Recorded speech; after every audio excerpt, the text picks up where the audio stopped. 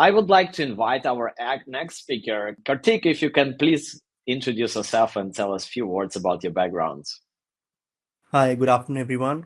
Thank you for having me. My name is Karthik, and I work in the space of developing custom SLM models as well as machine vision models. So, my area of focus is Gen AI implementation across industries and sectors. Plus, I also work in the space of AI skilling for young people and professionals, helping them actually transcend the journey of leveraging AI in their workplace, in their current job roles. So that's what I do. And my areas of focus in terms of geographies are Middle East, India, and primarily UK. Thank you so much for your introduction. Today we talk about the future of India's startup ecosystem. My first question would be, what emerging trends will define India's ecosystem in next 5, 10 years, in your opinion? So I look at these trends from the lens of AI. Call me biased, but that's what I do. So I always tend to look at things from an AI perspective. So I think one of the big trends, which I feel it's already happening as well, is the rise of what we call as Bharat. So typically, India is building for, uh, you know, traditionally, a lot of startups have built solutions for the top 5%, top 10% users. But now we are seeing, and we are going to see more and more emergent trend of people building solutions for, let's say, tier two, tier three cities, or for the next 30 or 40% demographic or population, because almost 70% of population and users lie in those demographics and geographies. So right now, even if you see from a consumption perspective, the number of users who are using mobile devices or internet, or even as F was saying in terms of DPI usage, in terms of fintech solutions like unified payment interface, most of the consumption of these technologies are being done by tier 2, tier 3 users. And almost all of them are under the age group of 35 to 40. So that's going to be a key emerging trend wherein you're going to build solutions for this tier 2, tier 3 market, which has to be extremely value for money, affordable, and has to be vernacular. Because India, mind you, is like three times of Europe in terms of complexity and diversity, right? Pure in terms of numbers as well as in terms of sheer subjective complexity. So you've got to build solutions, and we will see more and more companies building solutions in vernacular languages, whether it's in terms of content, whether it's in terms of SaaS-based platforms, not just using like literally translation APIs, but you've got to build content also which is very contextual for these kind of folks. And we are seeing, platforms like, Kuku FM, local, that are almost doing 30-40% of their monthly active users in these geographies. In fact, most of the tech startups are now coming out of these geographies as well. So I think we'll see a lot of shift from, India for the world to sort of India building first for itself, like India for Bharat. So I think that's one big trend which we will see. Second, I feel India is also now going to transform from a service-led economy into a more product-based economy, because traditionally Indian entrepreneurs have also been, mocked and to the point of being embarrassed that, we're only building back office operations or services-led businesses which have little or no innovation, but are basically supporting innovation globally.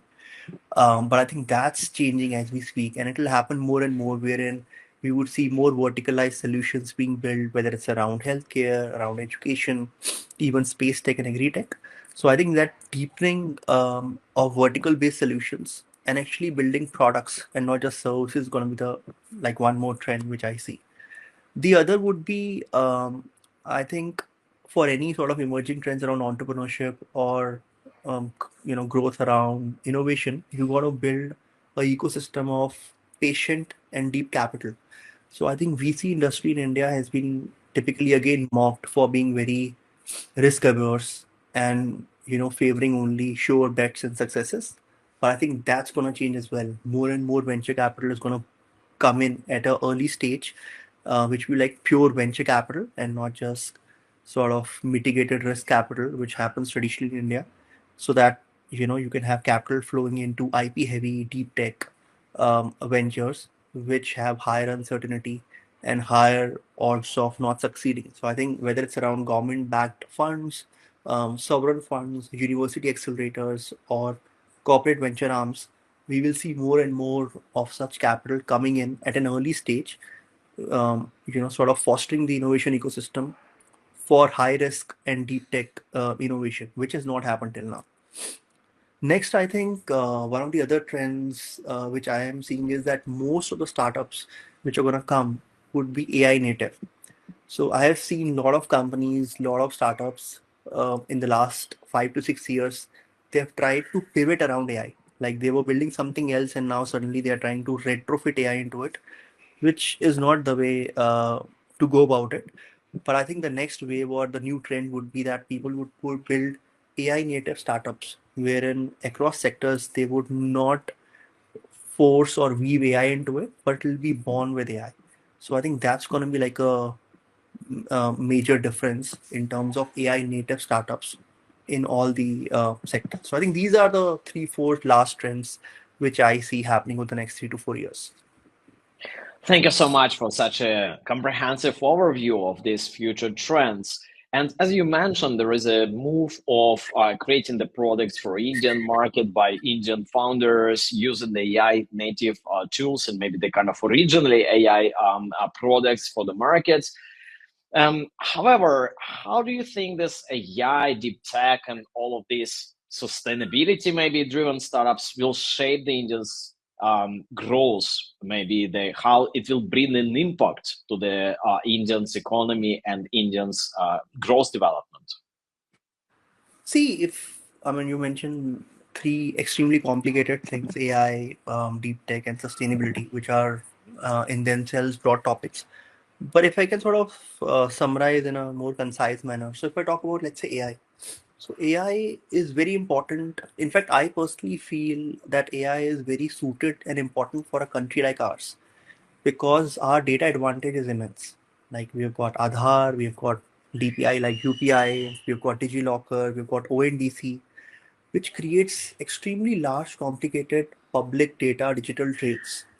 And if you combine that with foundational AI models and LLMs for different languages, we can unlock massive possibilities, which make a lot of sense. Like, whether it's around education to personalized learning for our more than 250 to 80 million school children, whether it's around precision agriculture, predictive healthcare, epidemic management.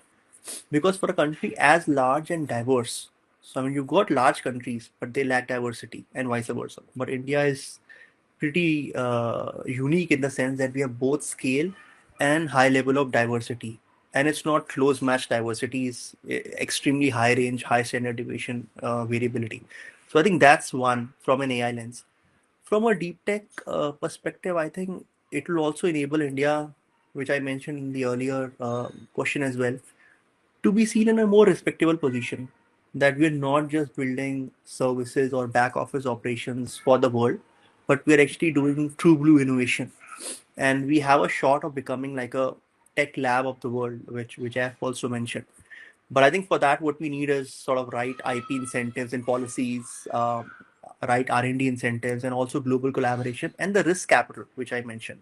Otherwise, many of these innovations have a high failure rate in early stage if they are not provided with patient capital. In terms of sustainability, I think again, in a country like ours with complex supply chains and vendor ecosystems, climate and population as well, that climate resilience and sustainability is not like a good to have or a nice option for us like many of our Western counterpart. It has to be like mainstream. And whether it's around climate fintech, whether it's around green hydrogen and EV infrastructure ecosystem to enable passenger and commercial vehicle movements for a green and zero carbon footprint supply chain, or whether it's around carbon accounting or offsetting and circular economy ventures, I feel that sustainability and broadly ESG would not be a good to have thing in India, but or compliance sort of a tick box, but it will become like the core business model of companies in India because it just makes sense because of the complexities in our country. So I think these are broad trends in AI, deep tech, and sustainability, which provide a competitive edge to our country. Thank you so much. Thank you so much for your contribution about these opportunities in terms of how the AI, deep tech, and sustainability factors and trends will shape the Indian's economy in the next years. But we keep talking about international perspective of Indian startup ecosystem. So my next question would be, what advice we may give to foreign entrepreneurs who aim to step into Indian ecosystem? Yeah, I mean, it's like one of my favorite questions because many of my friends in UK and US, they look at India market and they make these, and no offense to anyone, but they make these fancy Excels, and they look at TAM, SOM, TOM, and it just looks so exciting. And it's a no-brainer for everyone to look at India as a market because the numbers are so fancy and exciting, right? That anybody on paper would feel that it's a great market to enter into and operate.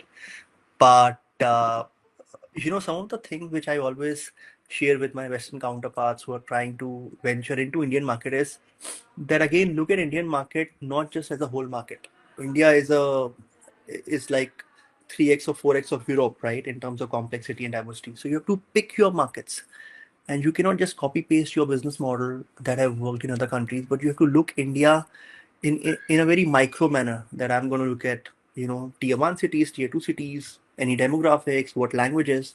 So you have to have a more deeper focus than just saying that I'm going to tap India as a market. Then you also have to India is also a very high trust ecosystem, which increases the cost of transactions, because people do not typically engage into transactions very easily until they have built a lot of trust. So you could also think about options of building a local ecosystem in terms of partner and support. Navigating bureaucracy is also pretty complicated. So you got to figure out how you're going to manage compliances, what kind of subsidies are available for you. Like India's got, gift city, smart cities are coming up. There are startup India initiatives in place. So you got to understand those nuances to make the best of it. Taxation can be pretty complicated, GST rules. So you got to have those kind of capabilities in place as well. And then you also have to make sure that you got to have your products which are price sensitive, value focused, but you just can't go and build cheap products as well, because there is a value which you bring as an international entrepreneur, that there is something which you build innovative in the international market, which has worked, which is of value, which is of quality, and it demands a premium. So you got to manage that fine balance of not just because many entrepreneurs make this mistake of, okay, I'm entering India, I'll just have a cheaper version of my product and sort of sell it here. That's not the game. You've got to build that value proposition and maintain those high standards so that people can differentiate you from a local product or service vis-a-vis your international product. And last not the least is, with India, you got to be a bit okay of working with chaos, and contradictions, and people saying something else, meaning something else. It's extremely complicated. So you got to be patient and have resilience, because in India it takes a lot of time. But the good thing is that once you build a loyal audience and you've understood what it takes to scale in India, and I've mentioned about Dr. Mashilkar and Reliance. I mean, some of these companies have figured that out, right? In India, if you really build a strong brand and you build that loyalty, sky is the limit. But you got to be patient. You got to map out the value proposition really well, and you got to price your products smartly and navigate the ecosystem of bureaucracy, taxation, and supply chain to actually make a superlative offering. And I think sort of last thing would be that you got to build that global innovation which you got, but you got to customize it in terms of or sort of localize it in some way and have that fine balance of something truly international but built in context of India. So I think people who are able to have that fine balance are able to make it big in India. Otherwise, people who just try to copy paste the same model and just have a cheaper version of their international product in India and just hope to win, that I haven't seen succeed much. So I think these are some of the inputs based on my experience of working in India.